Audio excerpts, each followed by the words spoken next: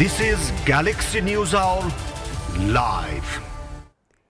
राष्ट्रिय मानवाधिकार आयोगका अध्यक्ष तप बहादुर मगर सहित 8वटा संवैधानिक आयोगका 39 पदाधिकारीले विवादित प्रधान न्यायाधीश चोलेन्द्र शमशेर राणाको बचाउमा संयुक्त वक्तव्य नै जारी गरेका छन्। विवादित बाटोबाट नियुक्त भएकाहरू मध्येबाटै आएको यस वक्तव्यले प्रधान न्यायाधीश राणाको भूमिकालाई थप शंकास्पद बनाएको छ। यिनै पदाधिकारी नियुक्तिका बेला अध्यादेश ल्याएर संवैधानिक परिषदको संरचना नै उल्टिआएको, संसद विघटन गरी संसदीय सुनवाई प्रक्रिया छलेको र तत्कालीन प्रधानमन्त्री केपी शर्मा ओलीसँग प्रधान न्यायाधीश राणाले मिलिभगत गरेको आरोप लागेको थियो। सर्वोच्च अदालतमा विचाराधीन यही विवाद सुनवाईमा गरेको ढिला सुस्तीलाई लिएर प्रधान न्यायाधीश थप प्रश्नको घेरामा छन्। यस्तो अवस्थामा प्रधान न्यायाधीशलाई गुण तिर्न विवादित पदाधिकारीहरूले जारी गरेको वक्तव्यले सम्झाइदिएको संवैधानिक सीमा र मर्यादामा आजको ग्यालेक्सी न्युज आवर केन्द्रित हुनेछ। त्यस्तै प्रधान न्यायाधीशलाई भूमिकाविहीन बनाउन बार बेन्च वार्ता र बैङ्कहरूमा ऋण दिनका लागि भइरहेको रकम अभाव सम्बोधन गर्न राष्ट्र बैङ्कले गरेका प्रयासको पनि समीक्षा गर्नेछौँ।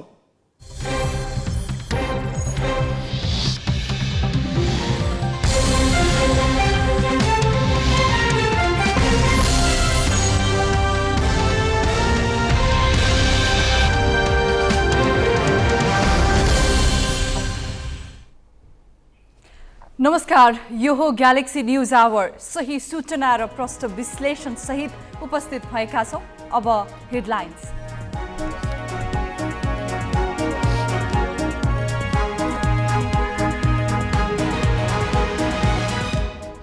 न्यायालय सुधारका लागि प्रधान न्यायाधीशको राजीनामालाई नै बटम लाइन मान्ने बार बेन्च वार्ताको निष्कर्ष। तत्कालका लागि गोला प्रथाबाट पेशी तोकी इजलास सञ्चालन गर्न छलफल। विवादित प्रधान न्यायाधीश राणाको बचाउमा 8 संवैधानिक आयोगका पदाधिकारीको संयुक्त वक्तव्य। आफ्नै नियुक्ति सम्बन्धी विचाराधीन मुद्दा प्रभावित पार्न खोजेको कानुनविदको टिप्पणी। मुगु सदरमुकाम गमगढीमा गैराती आगलागी हुँदा 21 घर जलेर पुरै नष्ट। पीडित भन्छन् कहाँ जाने के खाने। केन्द्रीय बैङ्कको थप कडाइले अधिकांश बैङ्कको ब्याज दरको अधिकतम सीमा एउटै। प्रतिस्पर्धा नहुने भएपछि निक्षेप निरुत्साहित हुने जोखिम। शेयर बजारमा भने उत्साह। र पहिलो अन्तर्राष्ट्रिय सिरिजमा नेपाली महिला टिमको कीर्तिमानी जित। कतार 119 रनले पराजित। इन्दु वर्माले बनाइन् अर्धशतक।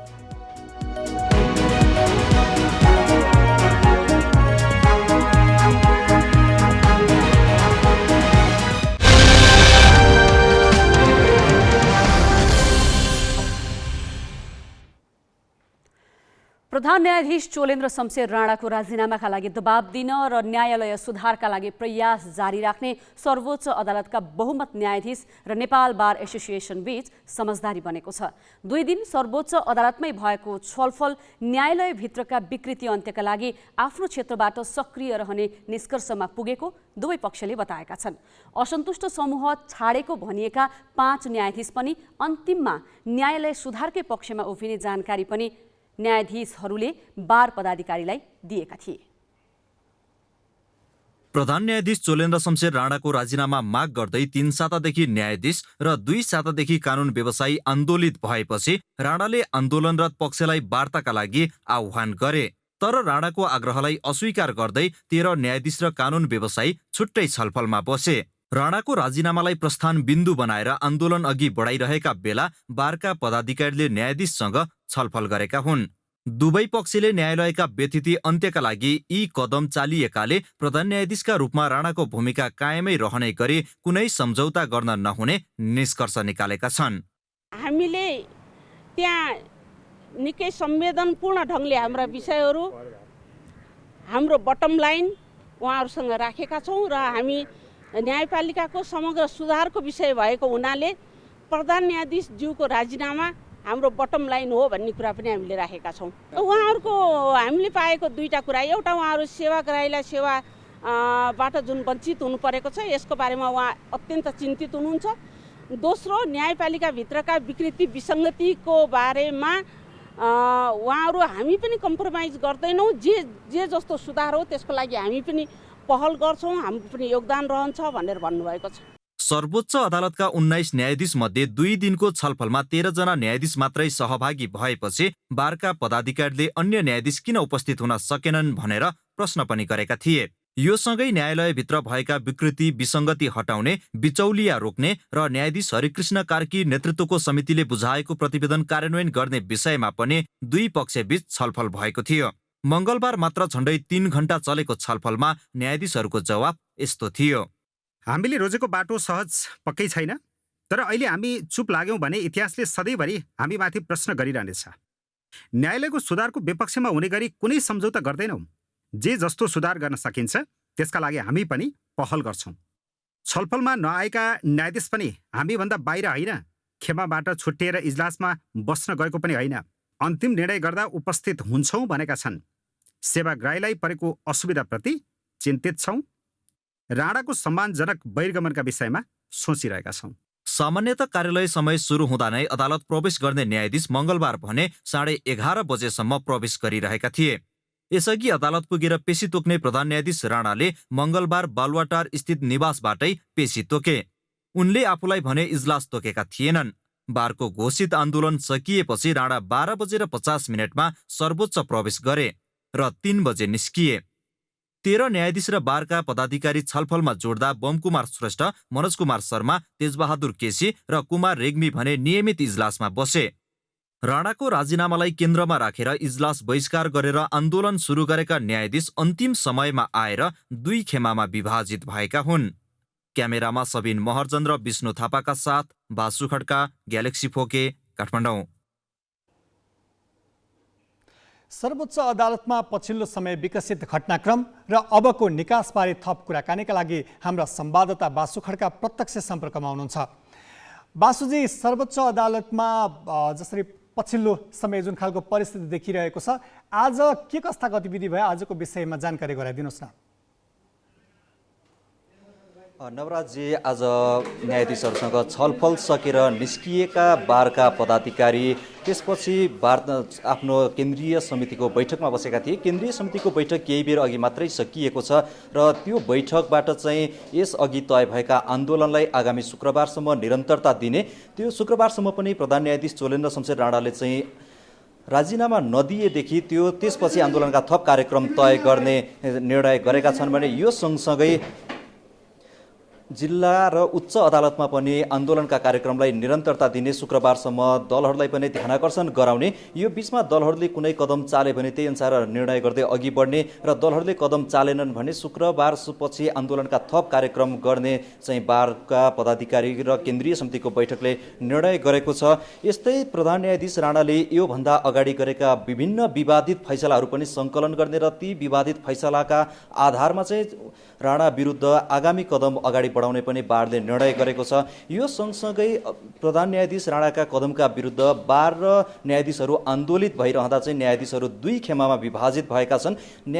न्यायाधीशहरू 2 खेमामा विभाजित हुँदै गर्दा 5 जना न्यायाधीशले चाहिँ प्रधान न्यायाधीश चोलेन्द्र शमशेरले वार्ताका लागि आह्वान गरिसकेकाले अब इजलास बहिष्कार गरेर न्यायालयलाई बन्दीको अवस्थामा राख्न हुँदैन, न्यायालयलाई चाहिँ जसरी पनि अब सुचारू गर्नुपर्छ, त्यहाँ भएका विकृति विसङ्गति हटाउन वार्ताको माध्यमबाट अघि बढ्न सकिन्छ भनेर प्रधान न्यायाधीश राणाले चाहिँ भनिसकेकाले अब चाहिँ वार्ताबाट नै अघि बढ्नुपर्छ भनेर 5 जना न्यायाधीशले चाहिँ आफ्नो इजलासमा बस्ने निर्णय गरिसकेका छन् र उनीहरूमध्ये 4 जनाले आज नियमित तरिकाले नै वार्तामा 5 जना न्यायाधीशहरूले फेरि पनि सर्वोच्च अदालतको सुधारकै लागि अघि बढ्ने भन्ने खालको प्रतिक्रिया आएको पनि समाचार आएको छ। यो भनेको के हो? यदि उनीहरूले त्यसरी यो बताइरहँदा यसको अर्थ के जान्छ? नवराजी, अब नेपाल बार एसोसिएसन त्यसै गरी सर्वोच्च अदालतका न्यायाधीशहरू आन्दोलित भइरहँदाखेरि सर्वोच्च अदालतबाट हुनुपर्ने न्यायिक निरूपणका कामहरू प्रभावित भइरहेका बेलामा हिजो प्रधान न्यायाधीश राणाले चाहिँ बारका पदाधिकारी त्यसै गरी इजलास बहिष्कार गरेर आन्दोलनमा उत्रेका न्यायाधीशहरूलाई वार्तामा बस्नका लागि विज्ञप्ति जारी गरेका थिए। राणाले विज्ञप्ति जारी गरिसकेपछि न्यायाधीशहरू 2 खेमामा विभाजित भएका हुन्। न्यायाधीशहरू 2 खेमामा विभाजित हुँदै गर्दा 5 जना न्यायाधीशहरू इजलासमा बस्न तयार भए भयो भने बाँकी न्यायाधीशहरू चाहिँ अब कसरी अघि बढ्ने भनेर त्यही अनुसारले रणनीति तय गर्न बारका पदाधिकारीसँग छलफलमा बसेका थिए। प्रधान न्यायाधीश राणाले न्यायाधीशहरू त्यसै गरी बारमा आबद्ध वकिलहरू आन्दोलित भइरहेको बेला उनीहरूको आन्दोलनलाई असफल बनाउन र आफ्नो रणनीति तय गर्नलाई विज्ञप्ति जारी गर्दै गर्दा 5 जना न्यायाधीश राणाका पक्षमा फर्किएका हुन् भने बाँकी न्यायाधीशहरू भने राणालाई बहिष्कार गरेर उनी बाहेक पनि न्यायालय चलाउन सकिन्छ, उनी बाहेक पनि इजलास तोक्न सकिन्छ, गोला प्रथाबाट इजलास तोकेर अघि कसरी बढ्न सकिन्छ भनेर चाहिँ छलफलमा बसेका थिए। धन्यवाद। उनी थिए हाम्रा संवाददाता बासु खड्का। संवैधानिक आयोगहरूले आफ्नो अधिकार क्षेत्रमा पार्ने विषयमा सरकारलाई निर्देशन दिन सक्छन्। ती निकायका पदाधिकारीलाई अरू अङ्गका विषयमा सार्वजनिक रूपमा अभिव्यक्ति दिने अधिकार संविधानमा व्यवस्था छैन। तर 8वटा संवैधानिक आयोगका पदाधिकारीले सर्वोच्च अदालतभित्रको विवादमा पक्षधरता लिएर संयुक्त वक्तव्य जारी गरेका छन्। यो वक्तव्यले संवैधानिक निकायका पदाधिकारी नियुक्तिमा प्रधान न्यायाधीश चोलेन्द्र शमशेर राणाले तत्कालीन प्रधानमन्त्री केपी शर्मा ओलीसँग सेटिङ गरेको आरोपमा बल पुगेको टिप्पणी संविधान तथा कानुनविदले गरेका छन्। साथै नियुक्ति विवाद विचाराधीन रहेको अवस्थामा वक्तव्य जारी गरेपछि अदालतलाई प्रभावित तुल्याउन खोजेको देखिएको छ। 8वटा संवैधानिक आयोगका पदाधिकारीले मंगलबार न्यायपालिकाको विवादमा संयुक्त वक्तव्य जारी गरे। राष्ट्रिय मानवाधिकार आयोग, महिला, दलित, समावेशी, आदिवासी जनजाति, मधेसी, थारू र मुस्लिम आयोगका 39 जना पदाधिकारीले नियमित रूपमा मुद्दाको सुनवाई हुने वातावरण सिर्जना गरी समयमै न्याय पाउने नागरिकको अधिकारको सुनिश्चितता गर्न वक्तव्य मार्फत आग्रह गरेका हुन्। उनीहरूले सोमबार प्रधान न्यायाधीश राणाले जारी गरेको विज्ञप्तिमा जस्तै बार र बेन्च बीच फाटो आउनुलाई दुर्भाग्यपूर्ण त भनेका छन् नै, वार्ता मार्फत गतिरोधको अन्त्य गर्न आग्रह समेत गरेका छन्। संवैधानिक आयोगका बहालवाला पदाधिकारीले राज्यको अर्को अङ्गभित्रको विवादमा यसरी वक्तव्य जारी गर्नुलाई स्वाभाविक मानिएको छैन। प्रधान न्यायाधीशको नैतिकता र इमानमा प्रश्न उठाउँदै न्यायिक क्षेत्रले उनको राजीनामा मागिरहेका बेला संवैधानिक आयोगका 39 पदाधिकारीले प्रधान न्यायाधीशको पक्ष लिएर वक्तव्य निकालेका हुन्। संवैधानिक निकाय र तिनका पदाधिकारीलाई आफ्नो क्षेत्राधिकार बाहेकका विषयमा सार्वजनिक टीका टिप्पणी गर्ने अधिकार नहुने कानुनविद बताउँछन्। राष्ट्रको पेरोलमा बसेका मानिसहरू अर्को निकायको टीका टिप्पणी गर्नु भनेको एक प्रकारको क्षेत्राधिकारको उल्लङ्घन हो, हेर्नुहोस् स्पष्ट रूपमा। र यस्तो गतिविधिहरूलाई चाहिँ यो फेल्ड स्टेटको सिम्पटम चाहिँ मानिन्छ, जसले पनि जसको कुराहरू गर्ने, त्यो वास्तवमा संवैधानिक विषयवस्तु होइन। वक्तव्य निकाल्ने पदाधिकारी गत मङ्सिर र वैशाखमा विवादित प्रक्रियाबाट नियुक्तिका लागि सिफारिस भएका हुन्। नियुक्तिका बेला प्रधान न्यायाधीश राणामाथि तत्कालीन प्रधानमन्त्री केपी शर्मा ओलीसँग भागबन्दा गरेको आरोप लागेको थियो। ओलीले निकै विवादका बीच अध्यादेश जारी गरी संवैधानिक परिषदको बैठक राख्दा प्रधान न्यायाधीश राणा र राष्ट्रिय सभाका अध्यक्ष गणेश तिमल सिन्हा मात्र गएका थिए। त्यो नियुक्ति बदर गर्न माग गर्दै सर्वोच्चमा परेको मुद्दा विचाराधीन छ। अहिले तिनै पदाधिकारीले राणाको पक्ष लिएर वक्तव्य जारी गरेपछि नियुक्तिमा भाग लिएको आरोपमा त बल पुगेको छ नै, मुद्दा प्रभावित पार्न खोजेको आरोप पनि लागेको छ। उहाँले आफ्नो अलिकति सीमा राख्नुभयो। पद्म भएको मान्छेले यसरी विज्ञप्ति निकाल्नै हुँदैन, त्यसमाथि उहाँ आफै मुद्दाको पक्ष प्रभाव परिहाल्छ नि। चोलेन्द्र शमशेर विवाद आएको कारणै चाहिँ संवैधानिक आयोगमा भाग लियो भनेर हो। त्यही संवैधानिक अङ्गले यसरी विज्ञप्ति निकाल्न मिल्छ? त्यो उहाँले त गल्ती गर्नुभयो, त्यो गर्नु हुँदैन थियो। 39 पदाधिकारीले संयुक्त राष्ट्र संघीय विकास कार्यक्रम UNDP को खर्चमा नगरकोटको तारे होटलमा राखिएको कार्यक्रममा भेला भई वक्तव्य निकालेका छन्। उनीहरू आइतबार नै नगरकोट पुगेका थिए। आफ्नै नियुक्ति विरुद्धको मुद्दा विचाराधीन रहेको अवस्थामा न्याय दिने अधिकार सुनिश्चित गर भन्दै झगडिया पक्षले वक्तव्य जारी गरेपछि राज्यका सबै निकाय तरङ्गित भएका छन्। क्यामेरामा रिकेश सिंहका साथ सृजना घिमिरे, ग्यालेक्सी 4K, काठमाडौँ। यसैबीच हामीले संवैधानिक पदाधिकारी भएर किन अदालतको विषयमा वक्तव्य जारी गरेको भनेर समावेशी आयोगका अध्यक्ष रामकृष्ण तिमिल सिन्हासँग सोधेका छौँ। हामीहरूको यो नगरकोटमा अहिले एउटा मानव अधिकार आयोगको तत्त्वावधानमा सबै संवैधानिक आयोगहरूको एउटा कार्यक्रम चलिरहेछ 3 देखि। अब यो कार्यक्रममा के कुरा उठ्यो भने मानव अधिकारको संरक्षण गर्ने, मौलिक मानव अधिकारको प्रवर्धन गर्ने र त्यसको कार्यान्वयन गर्ने निकाय मूलतः न्यायालय हो, त्यो न्यायालयको विवादको कारणले गर्दा नागरिकहरूको मौलिक हकमा अनुचित बन्देज लाग्न पुगेको यो घडीमा सबै मानव अधिकारसँग सम्बन्धित आयोग र निकायहरूले केही न केही कुरो चाहिँ बोल्न आवश्यक छ भन्ने चाहिँ कुरा उठ्यो र त्यसै अनुरूप सबै अध्यक्ष पदाधिकारीहरूले संयुक्त रूपमा यो विज्ञप्ति जारी गर्न पुग्नुभयो। एउटा सार्वजनिक पद धारण गरेको व्यक्ति स्वायत्त निकायको एउटा पदाधिकारी भएर अर्को संवैधानिक निकायको विषयमा बोल्न मिल्छ त? अब यो यसो हुन्छ हेर्नुहोस्, राष्ट्रिय मुद्दाको सवालमा कुनै पनि राष्ट्रिय मुद्दामा बोल्दाखेरि कोही न कोही कतै न कतै नागरिकको हैसियतले जोडिन सक्छ। तर हाम्रो यो विशुद्ध चाहिँ नै पेसागत रूपमा संवैधानिक दायित्वभित्र अब सबै आयोगहरूले आफ्नो दायित्वभित्र रहेर काम गरेको सिलसिलाको कुरा भएको हुनाले यसमा कुनै कन्फ्लिक्ट अफ इन्ट्रेस्ट छ जस्तो मलाई लाग्दैन। तपाईहरूको आफ्नै नियुक्तिको विषयलाई लिएर अदालतमा मुद्दा विचाराधीन छ, तपाईहरूले यसलाई प्रभावित पार्न खोज्नुभयो पनि भनेर आरोप लाग्यो नि? होइन, यसो हेर्नुहोस्, नियुक्तिको जुन मुद्दा छ अदालतमा धेरै किसिमका मुद्दाहरू हुन सक्छन् राज्य संयन्त्रभित्र। ती राज्य संयन्त्रभित्र मुद्दा परेको छ भनेर कामै नगर्ने भन्ने कुरा हुँदैन। हामीहरूको कुनै कन्फ्लिक्ट अफ इन्ट्रेस्ट छैन। अब फेरि न्यायाधीशहरूले पनि हामीले विज्ञप्ति जारी गर्नु र नगर्नुले उहाँहरू प्रभावित हुनु पनि हुँदैन। संविधानमा जे छ, कानुनमा जे छ, अब विश्वव्यापी मान्यता जे छन्, न्यायका सिद्धान्त जे छन् त्यसको आधारमा उहाँहरूले निर्णय गर्ने हो। हामीले कसैलाई प्रभाव पार्न अथवा चाहिँ दबाब दिन यस्तो काम गरेको होइन। तर जे भने पनि यहाँहरूले युएनडिपीको कार्यक्रमको दुरुपयोग गर्नुभयो। युएनडिपीको कार्यक्रम होइन, हामीले मानव अधिकार आयोगको चाहिँ कार्यक्रममा यो कुरो बोले होइन। अब सहयोग त अहिले तपाईँले मेरो इन्टरभ्यू लिनुभएको छ, भोलि बिहान ग्यालेक्सी टेलिभिजनले सहयोग गरिरहेको थियो यो इन्टरभ्यूलाई भन्न पनि सक्छ नि। तर यो त होइन नि, इन्डिपेन्डेन्टली हामी बोलिरहेछौँ। वरिष्ठ अधिवक्ता कृष्णप्रसाद भण्डारीले संवैधानिक आयोगका पदाधिकारीले विज्ञप्ति जारी गरेर नुनको सोझो गरेको प्रतिक्रिया दिएका छन्। उनीहरूको अधिकार छैन। जस्तो कि मैले मानव अधिकार भने मानव अधिकारको नाम के हो? मानव अधिकार रक्षा गर्नु। के रक्षा गर्यो? न्याय दियो जनतालाई, न्यायको बारेमा बोल्यो। बोल्नुपर्ने कि भन्नुहोस् न सत्य हो। सत्यले न्याय र सत्य भने नि मैले निमको सत्य भने सत्य के हो? के गरिबले न्याय पाएको छ? अहिले त तपाईँले मैले भने नि उदाहरण दिएँ नि, गरिबले न्याय पाएको छैन, खर्चिलो चाहिँ न्याय भइसकेको छ। ठिक छ, त्यसो भए यो पदाधिकारीहरू किन बोले यसरी? यो विषयमा बोल्न नमिल्ने विषयमा किन? त्यसो भने नुनको सोझो अधिकार होइन, देखाइदिनु अधिकार। कुन चाहिँ नुनको सोझो भयो? नुनको सोझो हुँदाखेरि त्यसलाई चाहिँ ओलीले नियुक्ति गर्यो। ओली चाहिँ राणाको समर्थनमा छन्, तपाईँलाई भनिहाल्नु समर्थन। त्यसैले चाहिँ यिनीहरू मिलुवा हुन्। तपाईँले जुन आयोग भन्नुभयो नि, म त्यो आयोग नै मान्दिनँ। त्यसले मैले नुनको सोझो भने हुँदैन। अब जबरजस्ती उनीहरू आयोगको रूपमा बसिराखेका छन्। त्यसैले देखाइदिनु उनको कर्तव्यभित्रमा। अहिले त तपाईँले भन्नु नि, उनको कर्तव्यभित्रमा, उनको अधिकारभित्रमा, उनको कानुनी भित्रमा, संविधानको भित्रमा चाहिँ एउटा अदालतको चाहिँ मामलाको विषयमा बोल्न पाउने अधिकार हो कि होइन, नम्बर 1। दोस्रो, मैले भने न्यायको दुई पाङ्ग्रा हुन्छन्। जब एउटा पाङ्ग्रा भौत्यो भने त्यो बोल्नु पर्यो नि। बिग्रेको घरको भत्केको चाला भने जस्तै राज्यका हरेक अङ्गका पदाधिकारीमा मर्यादाका पर्खाल भत्किएका छन्, नैतिकताका सीमा उल्लङ्घन भएका छन्। यस्तो बेलामा थिति बसाल्ने कसले? अब केही न्युज संक्षेपमा।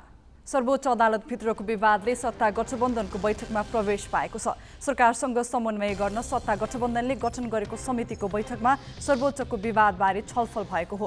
प्रधानमन्त्री तथा मन्त्री परिषद कार्यालय सिंहदरबारमा आज बसेको बैठकमा विवादबारे छलफल भए पनि समितिले विवाद समाधानको विषयमा भने ठोस धारणा बनाएको छैन।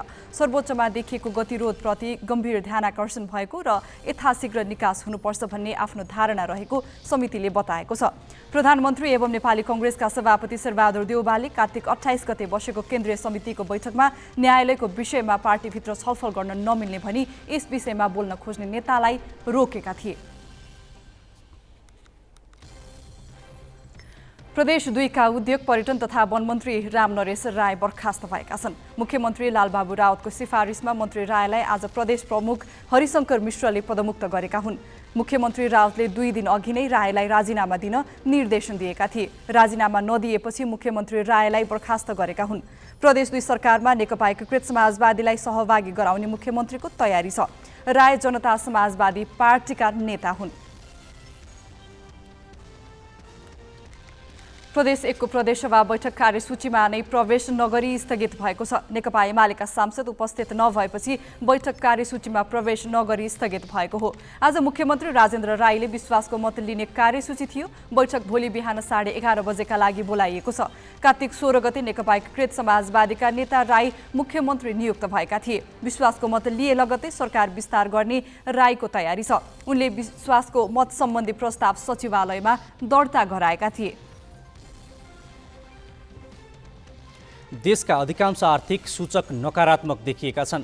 नेपाल राष्ट्र ब्याङ्कले आज सार्वजनिक गरेको चालु आर्थिक वर्षको पहिलो 3 महिनाको आर्थिक तथा वित्तीय प्रतिवेदन अनुसार रेमिटेन्स, चालु खाता, शोधनान्तर स्थिति, विदेशी विनिमय सञ्चिति, मूल्य वृद्धि लगायत सूचक नकारात्मक देखिएका हुन्। राष्ट्र ब्याङ्कका अनुसार असोज मसान्तसम्म 2 खर्ब 39 अर्ब रुपियाँ रेमिटेन्स भित्रिएको छ, जुन गत आर्थिक वर्षको पहिलो 3 महिनाको तुलनामा 7.6% कम हो। यसको असर विदेशी विनिमय सञ्चितिमा परेको छ।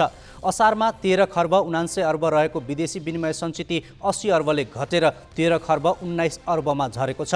चालु खाता 1 खर्ब 51 अर्बले घाटामा छ। यस्तै शोधनान्तर स्थिति 76 अर्ब 14 करोडले घाटामा छ। व्यापार घाटा 58.3%ले बढेर 4 खर्ब 13 अर्ब पुगेको छ। खाद्य वस्तुको मूल्य वृद्धि अत्यधिक देखिएको छ। खाने तेलको मूल्य 31.68%ले बढेको छ। गेडागुडी 10.12% महँगिएको राष्ट्र ब्याङ्कले जनाएको छ। प्रधानमन्त्री शेरबहादुर देउवाले विद्युतीय सवारी साधन र चुल्हो प्रयोग गर्नुपर्नेमा जोड दिएका छन्। स्वतन्त्र ऊर्जा उत्पादकहरूको संस्था नेपाल इपानको वार्षिक साधारण सभा उद्घाटन गर्दै प्रधानमन्त्री देउवाले विद्युत खेर जान नदिन र प्रदूषण नियन्त्रणका लागि विद्युतीय सवारी साधन र चुल्हो प्रयोग गर्नुपर्नेमा जोड दिएका हुन्। उनले विद्युतीय सवारी साधन र चुल्होको प्रयोग बढाउनका लागि निजी क्षेत्रलाई छुट र सहुलियत दिने प्रतिबद्धता जनाएका छन्। अहिले करिब 500 मेगावाट विद्युत खेर गइरहेको छ। शेयर बजार परिसूचक 69 अङ्कले बढेको छ। राष्ट्र ब्याङ्कको निर्देशनले ब्याज दर धेरै नबढ्ने निश्चित भएपछि शेयर बजार उकालो लागेको हो। परिसूचक 2784.6 अङ्कमा पुगेको छ। 13 वटै समूहले परिसूचक बढाएका हुन्। अन्य समूहको परिसूचक सबैभन्दा धेरै करिब 6%ले बढेको छ। यस्तै जलविद्युत समूहको परिसूचक पनि 5.4%ले उकालो लागेको छ। नेपाल बांग्लादेश ब्याङ्क, नेपाल टेलिकम लगायत 8 वटा कम्पनीका लगानीकर्ताको सम्पत्ति 10%ले बढेको छ। बजारमा 5 अर्ब 52 करोड 16 लाख रुपियाँको कारोबार भएको नेपाल स्टक एक्सचेन्जले जनाएको छ। ब्याङ्कमा ऋण लिन जाँदा तत्कालै रकम पाउन समस्या छ। यस्तो बेला ऋणको ब्याज बढ्ने जोखिम एकातिर छ भने अर्कोतिर निक्षेपमा ब्याङ्कहरू बीच नै तानातान चल्ने गर्छ। अहिले राष्ट्र ब्याङ्कले चालेका कदम कति सार्थक छन् त? यो सन्दर्भ नवराज पाण्डेबाट। नेपाल राष्ट्र बैङ्कले थप कडाई गरेपछि वाणिज्य ब्याङ्कहरूले नयाँ ब्याज दर सार्वजनिक गरेका छन्। अधिकांश ब्याङ्कहरूको ब्याज दरको अधिकतम सीमा एउटै छ, जसका कारण निक्षेपकर्ताले ब्याज दरका लागि ब्याङ्क छनौट गर्न पाउने छैनन्। राष्ट्र ब्याङ्कको हस्तक्षेपले ब्याज दरलाई स्थायित्व त दिएको छ, तर बजार प्रतिस्पर्धाबाट वञ्चित भएको छ। साथै ब्याङ्किङ प्रणालीमा निक्षेप निरुत्साहित हुने जोखिम पनि बढेको छ। विभिन्न 24 वटा वाणिज्य बैङ्कले निक्षेपको अधिकतम ब्याज दर 10.05% कायम गरेका छन्। यो ब्याज दर मङ्सिर 1 गतेदेखि लागू हुनेछ। सरकारी स्वामित्वका नेपाल बैङ्क र कृषि विकास बैङ्कले पनि ब्याज दरको अधिकतम सीमा छोएका छन्। राष्ट्र बैङ्कले एकीकृत निर्देशन जारी गरी सबै बैङ्कको अधिकतम ब्याज दरको औसतमा 10% भन्दा बढी बढाउन नपाउने व्यवस्था गरेपछि अधिकांश बैङ्कहरूको ब्याज दर एउटै कायम भएको हो। संस्थागत ब्याज दर 9.05% मा रहने देखिएको छ। तर सीमाभन्दा माथि पुगेको कर्जा निक्षेप अनुपात घटाउन सहयोग पुग्दैन। ब्याज दरमा प्रतिस्पर्धा पनि हुँदैन। ब्याज दरमा राष्ट्र बैङ्कले हस्तक्षेप नगरी बजारमा प्रतिस्पर्धा गर्न दिएको भए कर्जा, लागत र उपभोग त महँगो हुन्थ्यो, तर आयात घट्न गई शोधनान्तर स्थिति प्रतिकूल हुँदैन थियो।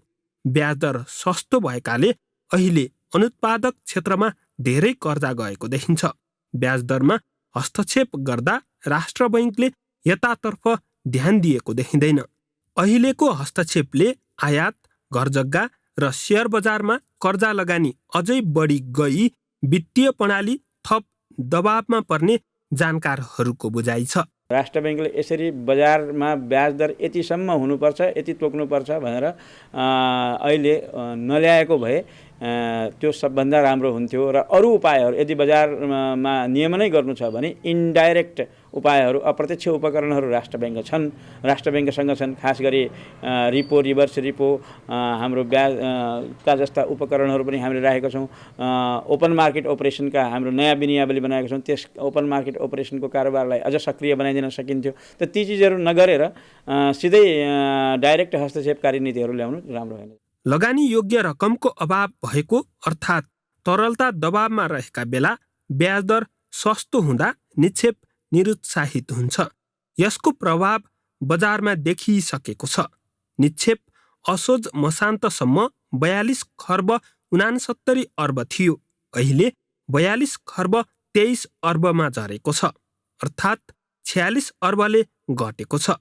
बैंकहरूबीच स्वच्छ प्रतिस्पर्धा भएको छ छैन हेरेर नियमन गर्नुपर्नेमा केन्द्रीय बैंकले सिधै ब्याज दर नियन्त्रण गर्दा बैंकिङ प्रणालीबाट निक्षेप अझै निरुत्साहित हुने जोखिम बढेको छ। सर्ट टर्मको लागि हो, लङ टर्ममा त हामी मार्केटमै जानुपर्छ। Market interest rate sky rocket भयो भने पनि मार्केटले करेक्सन ल्याउँछ नि, होइन र? तपाईँले लोनै लिनुहुन्न होला नि त, होइन र? त्यसपछि त तपाईँको चाहिँ नि आखिरी डिमान्ड त तल आउने हो नि त, अनि मार्केटले नै करेक्सन गर्ने हो नि त रेटलाई। हामी त्यतैतिर जानुपर्छ जस्तो मलाई लाग्छ। अब सर्ट रनमा यसले फाइदा पनि गर्ला, होइन, ब्याज दर धेरै महँगो पनि नहोला, तर लङ रनमा गएर यस्तो खालको नीतिले हामीलाई त्यति फाइदा गर्ला जस्तो मलाई लाग्दैन। अहिले बैंकहरूसँग बजारको माग सम्बोधन गर्न पर्याप्त लगानी योग्य रकम छैन। अन्तर्बैङ्क ब्याज दर करिब 5% छ। केही बैंकहरू कर्जा निक्षेप अनुपात 90% कायम गर्न कर्जा नै बिक्री गर्नुपर्ने अवस्थामा पुगेका छन्। निक्षेपमा कमजोर बैंक थप अप्ठ्यारोमा पर्ने देखिएको छ। क्यामेरामा रिकेश सिंहका साथ चिरञ्जीवी भट्टराई, ग्यालेक्सी फोके, काठमाडौँ।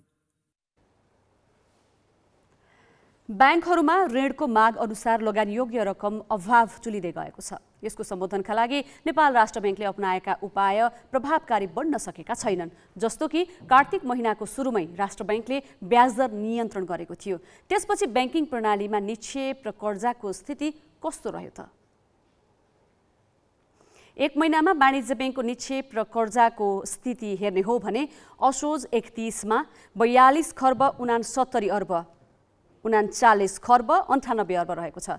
कार्तिक 5 मा 42 खर्ब 49 अर्ब 39 खर्ब 98 अर्ब। त्यसै गरी कार्तिक 12 मा 42 खर्ब 47 अर्ब 40 खर्ब 18 अर्ब। कार्तिक 17 मा 42 खर्ब 38 अर्ब 40 खर्ब 25 अर्ब। कार्तिक 26 मा 42 खर्ब 23 अर्ब 40 खर्ब 28 अर्ब।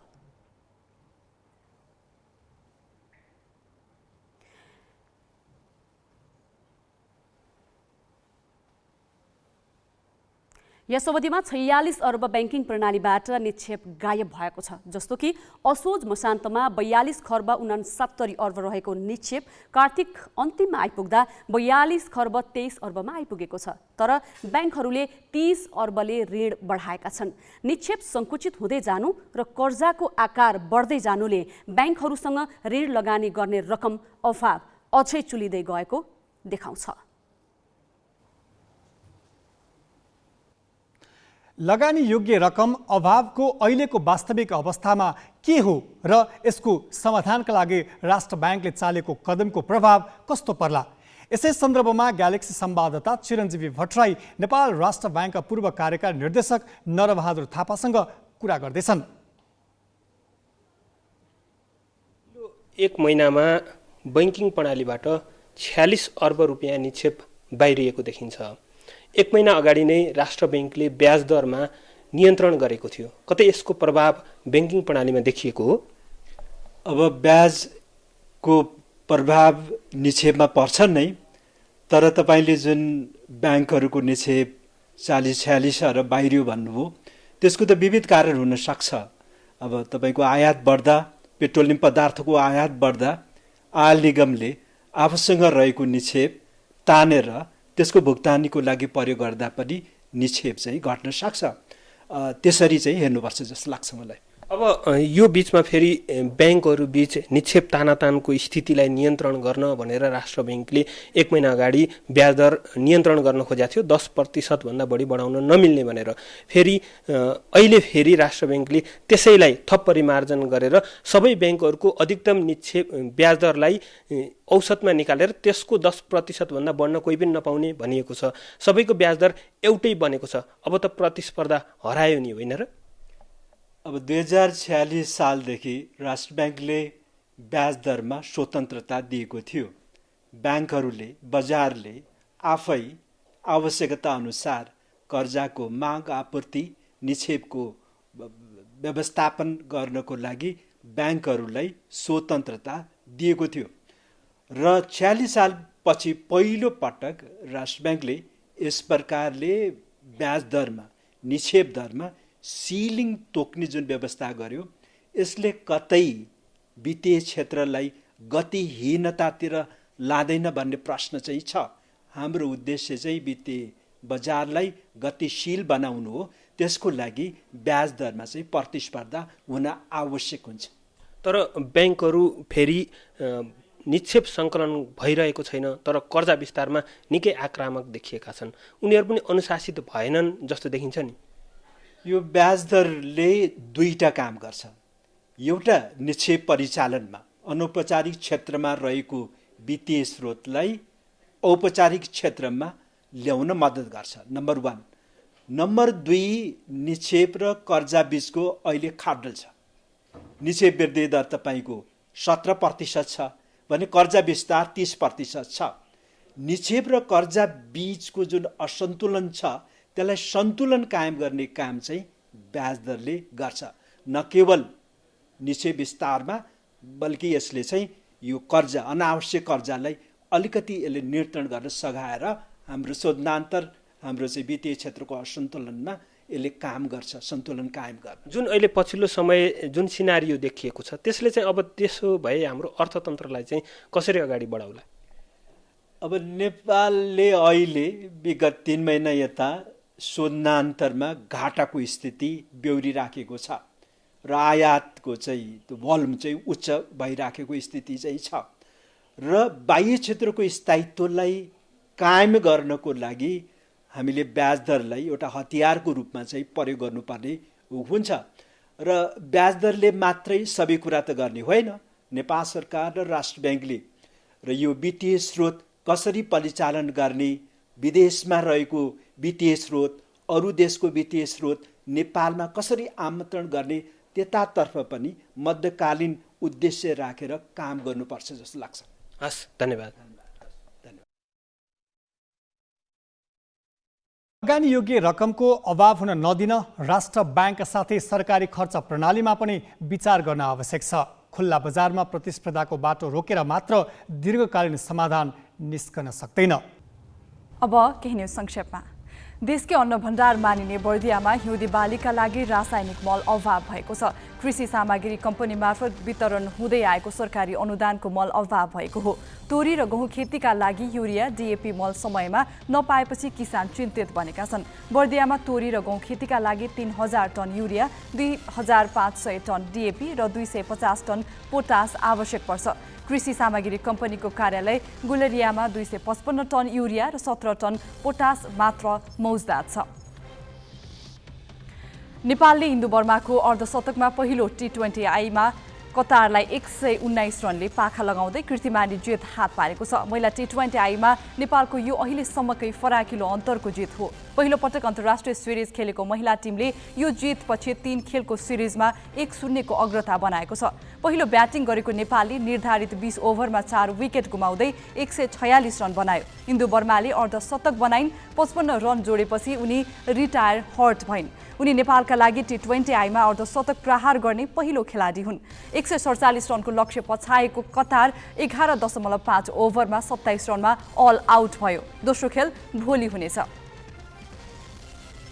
नेपाल क्रिकेट सन् क्यानको साधारण सभा पुस 14 र 15 गते हुने भएको छ। क्यानको आज बसेको बोर्ड बैठकले पुस 14 र 15 गते साधारण सभा गर्ने निर्णय गरेको छ। बैठकले राष्ट्रिय क्रिकेट टोलीको मुख्य प्रशिक्षक छनौटका लागि सङ्घका कार्यवाहक सचिव प्रशान्त विक्रम मल्लको संयोजकत्वमा 5 सदस्यीय समिति गठन गरेको छ। समितिमा कोषाध्यक्ष रोशन सिंह, महाप्रबन्धक रौनक बहादुर मल्ल, म्यानेजर विनोद कुमार दास र 1 जना आइसिसी प्रतिनिधि रहनेछन्। क्यानले मुख्य प्रशिक्षकका लागि कार्तिक 1 गते दरखास्त आह्वान गरेकामा 60 जनाले निवेदन दिएका छन्। बैठकले 4 वर्ष कार्यकाल समाप्त भएका जिल्ला क्रिकेट सङ्घको अधिवेशन माघ 7 गतेभित्र गर्न सम्बन्धित सङ्घलाई निर्देशन दिएको छ। सङ्घले आफ्नो आर्थिक कार्यविधि पारित गरेको छ। एपीएफका पूरन राई र त्रिभुवन आर्मीका बाबुराम मगर प्रकाश दाहाल स्मृति दोस्रो पुरुष तथा महिला राष्ट्रिय बक्सिङ प्रतियोगिताको क्वार्टर फाइनलमा प्रवेश गरेका छन्। पुरुष 57 किलो तौल समूहमा पूरनले कास्कीका सरोज विक तथा बाबुरामले सल्यानका गोविन्द मगरलाई पराजित गरे। सोही प्रतिस्पर्धामा नेपाल प्रहरीका शम्भु राजवंशी, S2O का बुद्ध लामा, कञ्चनपुरका रञ्जन भट्ट, भाइभका तिलवीर पुन मगर, बक्समाण्डुका सूरज महर्जन र आर्मीका पूरन सुनार क्वार्टर फाइनलमा प्रवेश गरेका छन्। पुरुष 60 किलो तौल समूहमा नक्सालका विजय थापा, BNK का इन्द्रबहादुर सुनार, आर्मीका विमल रोक्का, दाङका अनिल पुन मगर र कास्कीका सौगात कुमारले क्वार्टर फाइनलको यात्रा तय गरे। पुरुष 54 किलोमा अल्फाका रेमन पुन मगरले वाक ओभर पाएर क्वार्टर फाइनलमा स्थान पक्का गरे। महिला 48 किलोमा नक्सालकी सुषमा तामाङले बाँकेकी माया खत्री तथा RDS की रमिसा श्रेष्ठ, आर्मीकी आरती बमजनलाई पराजित गर्दै क्वार्टर फाइनल पुगे। चिनिया राष्ट्रपति सी चिनफिङले ताइवानको मुद्दामा हस्तक्षेप नगर्न अमेरिकी राष्ट्रपति जो बाइडेनलाई चेतावनी दिएका छन्। चिनिया राष्ट्रपति सीले ताइवानको स्वतन्त्रता सम्बन्धी मुद्दालाई अमेरिकाले उचाल्न खोज्नु दुर्भाग्यपूर्ण हुने बताएका छन्। अमेरिकाले ताइवानमाथि कसैबाट आक्रमण भए आफूले सहयोग गर्ने वचन दिँदै आएको छ। चीनले भने ताइवानलाई आफ्नै भूभाग मान्दै आएको छ। ग्लोबल टाइम्सका अनुसार आज भएको अमेरिकी राष्ट्रपति बाइडेनसँगको छलफलमा पनि सीले ताइवानले अमेरिकाकै बलमा तनाव सिर्जना गरिरहेको बताएका थिए। राष्ट्रपति सीले आगोमा नखेल्न चेतावनी दिँदै आएका छन्। म्यानमारको सैन्य सरकारले पूर्वनिर्वाचित नेत्री आङ सान सुकी सहित 16 जनालाई चुनावमा धाँधलीको आरोप लगाएको छ। म्यानमारको सैन्य सरकारले सन् 2020मा उनीहरूले चुनावमा धाँधली गरेको आरोप लगाएको हो। सैन्य सरकारले आङ सान सुकी, पूर्व राष्ट्रपति यू विन मिन्ट र निर्वाचन आयोगका पूर्व प्रमुखले चुनावमा धाँधली र कानुन विपरीत काम गरेको आरोप लगाएको छ। म्यानमारको राज्य सञ्चालित ग्लोबल न्यू लाइटले आरोपित 16 जनाले सैन्य मतदान केन्द्रहरूमा 60 वर्ष माथिका मानिसलाई अग्रिम मतदान गर्न दिएको जनाएको छ। करिब 1 महिनाकै बीचमा मुगुले 2वटा ठूला विपत्ति सहनु परेको छ। दशैंको मुखैमा बस दुर्घटनामा 32 जनाको मृत्यु हुँदा रोएको मन थामिन नपाउँदै गैराती 21 घर परिवारको घाँसबास र कपास छिनभरमै खरानी भएको छ। त्यहाँको अवस्था कस्तो छ त? यो प्रसङ्ग साजना तामाङबाट। हिउँदयाम सुरु हुने बित्तिकै मुगुको सदरमुकाम गमगढी आगलागीको चपेटामा परेको छ। गैराती 12 बजेबाट सल्किएको आगोले गमगढी बजारका 17वटा र 3वटा घुम्ती पसल पूर्ण रूपमा नष्ट गरेको छ। दमकल नहुँदा स्थानीय प्रशासनले बजार क्षेत्रका घर भत्काएर आगो नियन्त्रणमा लिएको थियो। आगलागीपछि बजार शोकमा डुबेको छ। मुगु गमगढी गुजुमुज्ज बजारमा भर्खर फक्रदै गरेका घर थिए। मुगु मात्र नभई छिमेकी जिल्लाको दूर दराजबाट आएर व्यापार व्यवसाय गरेर आफ्नो सपना पूरा गर्न तल्लीन थिए धेरै। तिनी सपनामाथि सोमबार साँझ आगो खनियो। दन्किदो आगाले निल्यो।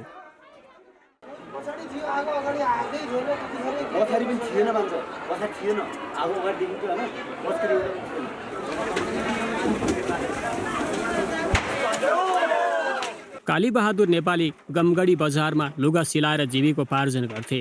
पुस्तैनी बाली घरेबाट माथि उठेर टेलरिङ व्यवसाय गरेका उनी पछिल्लो समय फेन्सी पसलमा उकासिएका थिए, ऋण काढेरै।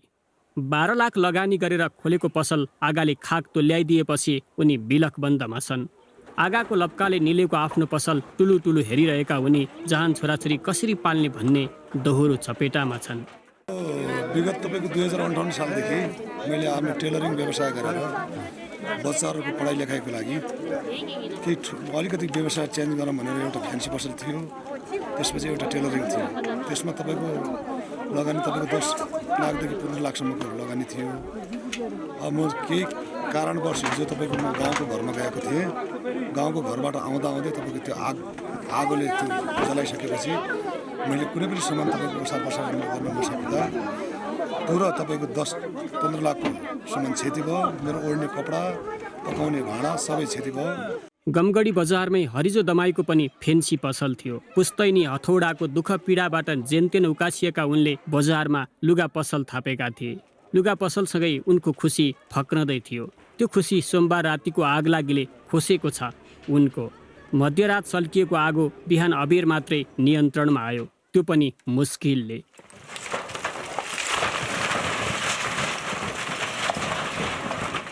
साँगुरो बजार क्षेत्रमा दमकल नहुँदा आगाको लप्काले बस्ती नै सोहोर्यो। त्यही लप्काले उनको पनि सपना खण्डहर तुल्यायो। 30 लाखको फेन्सी पसल खोलेका उनी कसले राहत ल्याउँछ र छाक टारौँला भनेर बाटो हेरिरहेका छन्। आफू त जसोतसो बाँचौला, जहान छोराछोरीको भविष्य के होला भन्ने चिन्ताले रात दिन पिरोलिरहेका छन्। एउटा कुकुडा फार्म थियो, एउटा फेन्सी सामान, दुईटा पसल, एउटा कुकुडा फार्म, 3वटा जल्यो।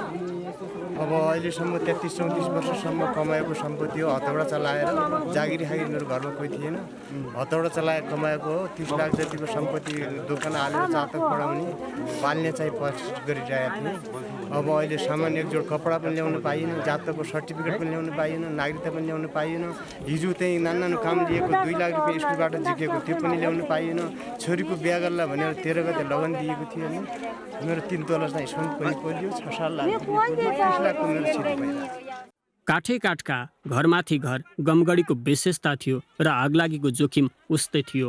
आगलागीले बजारै निल्ने भएले 50 को दशकमै व्यवस्थित बसोबासका लागि आवाज उठाएको त्यहाँका जनप्रतिनिधि बताउँछन्। यो गमगढी बजार कस्तो छ भने परम्परागत शैलीबाट बनेको, अव्यवस्थित ढङ्गले बनेको र कुनै किसिमको योजना मुताबिक चाहिँ बनेको छैन। यसकै प्लानिङ प्रोसेसबाट यो चाहिँ बजार बनेको छैन। काठै काठको घरहरू भएको हुनाले धेरै जोखिम बजार हो। त्यसै कारणले चाहिँ आगलागी भयो भने पूर्ण रूपले चाहिँ बजार ध्वस्त हुन सक्छ। त्यसै कारणले यसलाई आगो लाग्नुभन्दा अथवा कुनै पनि किसिमको चाहिँ प्रकोप घटना घट्नुभन्दा पहिले यसको पूर्व तयारी हुनुपर्छ अवश्य पनि। अब यहाँ दमकल छैन, दमकलको व्यवस्था हुनुपर्ने जरुरी छ। त्यसै कारणले प्रदेश सरकार र सङ्घीय सरकारसँग मिनिमम चाहिँ एउटा दमकलसम्म भइदियो भने अब यहाँ रोड पनि चाहिँ एकदम सानो छ। आगो लागेपछि कुवा खन्ने प्रचलित आहान नै हो। गमगढीको छाती अहिले बेसरी चर्किएको छ। कयौँका सपना धुवाँमा परिणत भएका छन्। खरानीबाट गमगढी उकास्ने चुनौती त छँदैछ। खाक बनेका नागरिकको जीवन चलाउने माध्यम सहाराको क्षतिपूर्ति कसरी र के दिने, हिउँले छोप्ने यो याममा पीडित नागरिकलाई कसरी बचाउने, यसमा तिनै तहका सरकारको ध्यान नगए गमगढीवासीका लागि थप पीडादायी हुनेछ। प्रकाश देवकोटा, ग्यालेक्सी फोके, मुगु।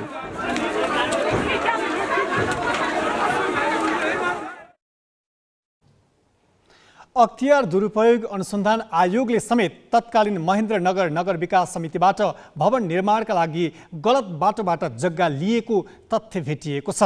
2070 कार्तिक 24 गते भीमदत्त नगरमा स्थापना गरिएको अख्तियारको क्षेत्रीय कार्यालयका लागि भवन बनाउन फन्दै प्रक्रिया छलेर जग्गा लिएको कागजबाट देखिएको छ।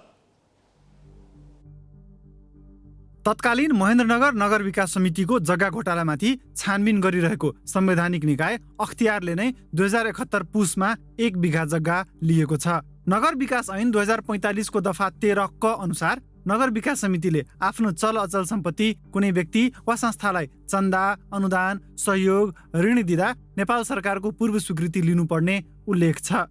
नगर विकास समितिमा अख्तियारले जमिन उपलब्ध गराइदिन पत्रचार गरेपछि समितिको बैठक बसी भोगाधिकार दिन सकिने वा नसकिने निर्णयका लागि नेपाल सरकारबाट स्वीकृति लिनुपर्नेमा सो नगरेको पाइएको छ। महेन्द्रनगर स्थित जुन अख्तियार दुरुपयोग अनुसन्धान आयोगको कार्यालय छ, उसको आफ्नो संरचना निर्माणका निमित्त महेन्द्रनगर तत्कालीन महेन्द्रनगर नगर विकास समितिसँग रहेको जुन जग्गा छ, जग्गाको भोगाधिकार हुने गरी माग गर्न खोजिएको देखिन्छ। तथापि अब तत्कालीन महेन्द्रनगर नगर विकास समितिबाट निर्णय भएर यो प्रक्रियागत रूपमा अगाडि बढ्नुपर्ने चाहिँ हो। कानुन त त्यही नै हुन्छ, नगर विकास ऐनले अब त्यही प्रावधान गरेको स्थिति देखिन्छ। तर त्यो भएको छ कि छैन? सम्भवतया अब त्यति बेला नगर विकास समिति क्रियाशील नभएको हुनाले ती प्रक्रियामा जान सकेन। अख्तियारले यस्तो समयमा जग्गा लिएको छ जतिखेर नगर विकास समितिको जग्गा वितरणमा भएका अनियमितता सम्बन्धी परेका उजुरीको छानबिन त्यही अख्तियारले गरिरहेको छ। किनभने अख्तियारको कार्यालय स्थापना हुने बित्तिकै 2070 सालमै जग्गा हिनामिनाको उजुरी परेको थियो। अहिलेसम्म छानबिन टुङ्गोमा नपुग्नुको कारण पनि यही हुन सक्ने स्थानीय सरोकारवालाको आशंका छ। अख्तियारको नाममा छानबिन भइरहेछ भन्ने कुरा हामीले बुझेका छौँ। अख्तियारले पनि विभिन्न बहानामा अब आफै पनि अख्तियारले समेत लिएको घर पनि वैधानिक ढङ्गले लिएको पाइन्न।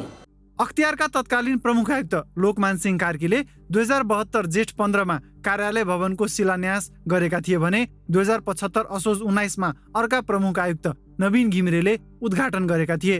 एकातिर नगर विकास समितिका कर्मचारी तथा पदाधिकारीलाई बयान गराइँदै थियो भने अर्कोतिर आफै जग्गा प्राप्त गर्न अख्तियारले छड्के बाटो अपनाउँदै थियो। यसले अख्तियारको अनुसन्धान कति निष्पक्ष होला भन्ने प्रश्न पनि उब्जिएको छ। Sudurpashchim bureau, Galaxy Phoke. Internet अहिले मानव जीवनको अभिन्न अङ्ग जस्तै बनेको छ। इन्टरनेट बिनाको जीवन कल्पना गर्नै कठिन छ।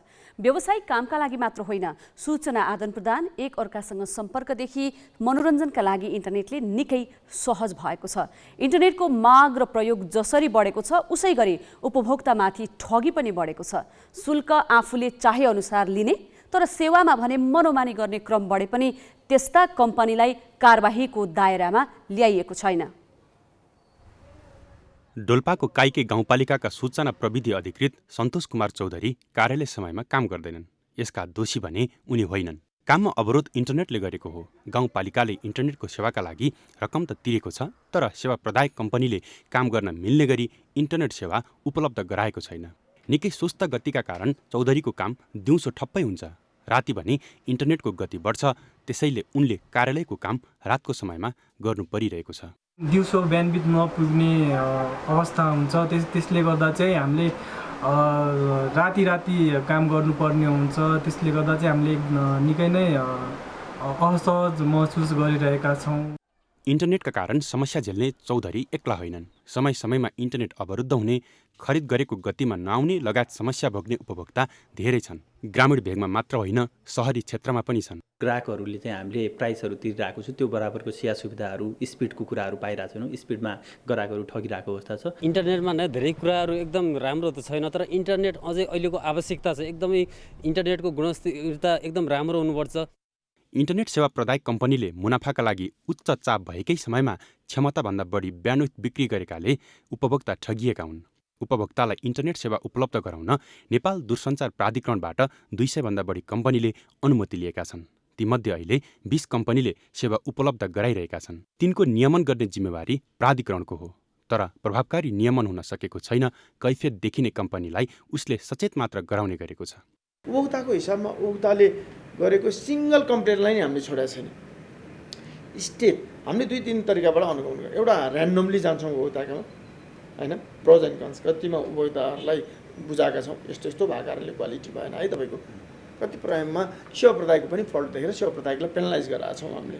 प्राधिकरणले उजुरी पर्ने बित्तिकै सेवा प्रदायक संस्थालाई जिम्मेवार बनाउने गरेको बताए पनि ठगीका उजुरी पर्न रोकिएको छैन। त्यसो त शुल्क महँगो लिने तर सेवामा व्यवस्था गर्ने कम्पनीलाई प्राधिकरणले कारबाहीको दायरामा पनि ल्याएको छैन। त्यसकै परिणाम उपभोक्तामाथिको ठगीले निरन्तरता पाइरहेको छ। फितलो कानुनका कारण इन्टरनेट कम्पनीले उन्मुक्ति पाइरहँदा सरकार रमिते होइन, चनाखो बन्नुपर्छ। क्यामेरा पर्सन सुशील बास्कोटाको साथमा मिलन बुढाथोकी, ग्यालेक्सी फोके, काठमाडौँ। हामी ग्यालेक्सी न्युज आवरको अन्तिममा छौँ। जाँदा जाँदै हेडलाइन्स।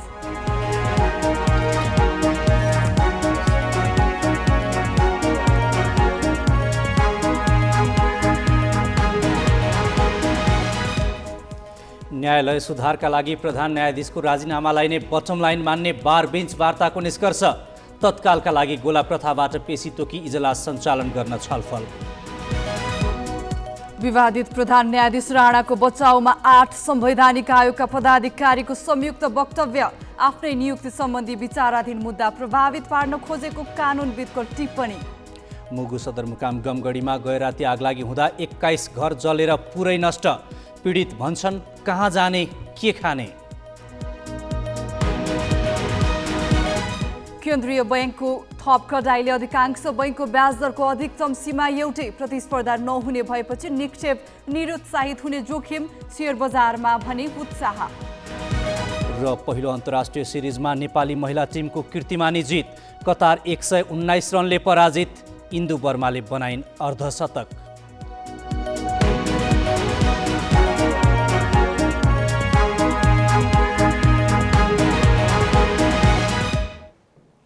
आजलाई ग्यालेक्सी न्युज आवर सकियो। यसपछि कार्यक्रम सिधा कुरा विथ रवि लामिछाने हेर्न सक्नुहुनेछ। नमस्ते।